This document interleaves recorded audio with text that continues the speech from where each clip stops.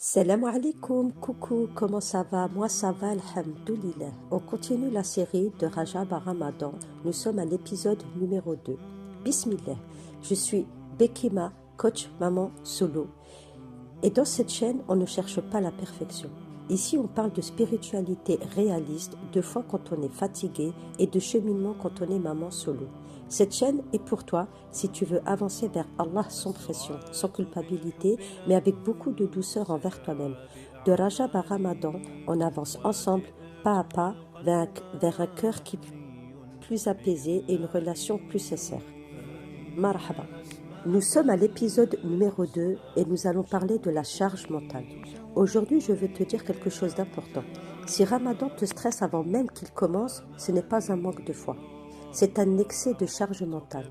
Et quand on est maman solo, cette charge mentale est souvent invisible, mais elle est énorme.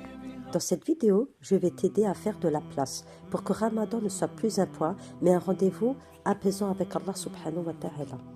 Dans un premier temps, nous allons comprendre la charge mentale spécifique des mamans solo. La charge mentale d'une maman solo, ce n'est pas seulement avoir beaucoup à faire, c'est penser à tout toute seule, anticiper sans relais, porter la responsabilité émotionnelle des enfants et en plus vouloir être une bonne musulmane. Ramadan arrive et au lieu de joie, tu ressens de la pression. Repas, fatigue, enfants, prière, Coran et tu te dis « je ne vais pas y arriver ». Voici quelques conseils que je vais te donner afin d'alléger ta charge mentale pendant le mois de Ramadan. Premier conseil, faire un désencombrement mental avant Ramadan. Tu dois faire un désencombrement mental. Tu prends un carnet et tu écris ce qui te fatigue, ce qui te stresse pour Ramadan et ce que tu redoutes. Puis, pose-toi cette question essentielle. Est-ce qu'Allah m'a réellement demandé ça ? Tu verras que beaucoup de pressions viennent de la comparaison, de la culture, des réseaux sociaux, mais pas de la religion. Maintenant que tu as tout mis sur papier, tu vas mettre en pratique dès maintenant. Tu vas arrêter de te comparer, éviter les réseaux sociaux et vivre ta vie en fonction de ton temps à toi et non ceux des autres. Tu vas mettre en place une routine qui va te permettre d'accueillir le mois de Ramadan plus allégé et surtout plus forte que les années précédentes.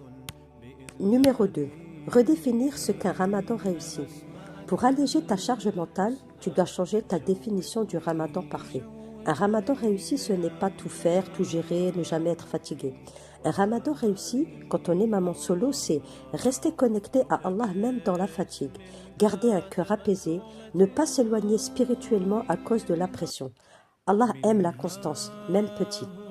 Pour rester connecté avec Allah subhanahu wa ta'ala durant ce mois de Ramadan, tu peux d'ores et déjà, pour ce mois de Rajab, lire le Coran en entier, ou ne serait-ce qu'un petit peu, chose que tu n'as pas l'habitude de faire naturellement, d'apprendre une sourate, d'apprendre les 99 noms d'Allah subhanahu wa ta'ala ou quelques-uns, d'apprendre une invocation. Bref, tu peux commencer déjà par des petits apprentissages qui ne seront peut-être pas énormes pour toi, mais qui peuvent avoir un impact dans ta vie et dans ton côté spirituel.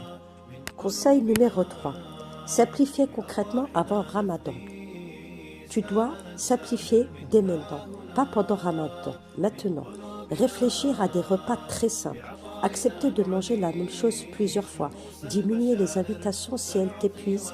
Tu as le droit de protéger ton énergie. Une maman épuisée ne peut pas savourer un Ramadan. Me concernant, pour le mois de Ramadan, depuis plusieurs années, je refuse les invitations et je n'invite pas, pour la simple et bonne raison que je ne suis pas en capacité de pouvoir le faire. Je le faisais, fut un temps, et je me suis rendu compte que je mettais une surcharge à ce que j'avais déjà apporté. Je sais que c'est un moment de partage, je sais que c'est un moment de convivialité, mais malheureusement, quand on est maman solo et que l'on travaille à côté, ça devient très compliqué de gérer le après.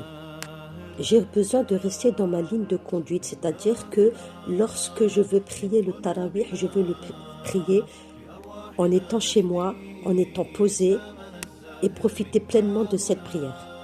Je veux pouvoir faire mon cycle tranquillement chez moi et être en osmose avec moi-même, avoir mon esprit reposé. Conseil numéro 4, sortir de la culpabilité spirituelle. Beaucoup de mamans portent pendant le mois de Ramadan une culpabilité spirituelle silencieuse. Je ne prie pas assez, je ne lis pas assez le Coran, je ne fais pas assez de rizq. Mais Allah connaît ta situation. L'adoration, ce n'est pas seulement les actes visibles, c'est la patience, la sincérité, l'intention, une fatigue acceptée par Allah. Conseil numéro 5. Mettre Allah au centre, pas dans la performance. Si tu mets la performance au centre de Ramadan, tu t'épuiseras. Si tu mets Allah au centre, même peu devient immense. Rajab est le mois pour te rappeler que la douceur est une forme d'adoration. Tu peux te performer sans pour autant t'épuiser. On va prendre l'exemple de la lecture du livre du Coran pour le mois de Ramadan. Tu peux commencer maintenant à lire quelques pages, ne serait-ce qu'une page ou même quelques versets. De toutes les manières, tu peux te dire, tu peux t'inculquer, tu peux préparer ton cerveau à comprendre que ce n'est pas perdu. Ne serait-ce qu'un verset, ne se lève qu'alif, lem, mim, c'est déjà des hasanat. Au lieu de voir le mauvais côté de la chose, vois le côté positif. Vois le côté où, même si tu as lu que quelques versets, c'est déjà mieux que de ne pas avoir lu. Et cela vaut pour tout. Si tu n'as pas bien cuisiné, que tu es fatigué, que tu n'as pas rempli ta table, même si tu es une amie, ne serait-ce qu'une salade et une soupe, c'est déjà énorme. Le mois de Ramadan n'est pas l'abondance. Bien au contraire, le mois de Ramadan est le mois de la restriction et du bon comportement. Je conclus en te disant que si tu fais ce travail maintenant, Ramadan ne te fera plus peur. Tu n'arriveras pas parfaite, mais apaisée. Et un cœur apaisé est un cœur beaucoup plus proche d'Allah subhanahu wa ta'ala qu'un cœur épuisé. Je termine cet épisode en espérant te retrouver dans le prochain épisode. Je te dis à très vite, Inch'Allah. Prends bien soin de toi, prends bien soin de ton cœur et surtout ne désespère pas de l'immensité d'Allah subhanahu wa ta'ala. À très vite, Inch'Allah. N'oubliez pas de liker, de vous abonner et de partager. Salam alaikum wa rahmatullahi wa barakatuh.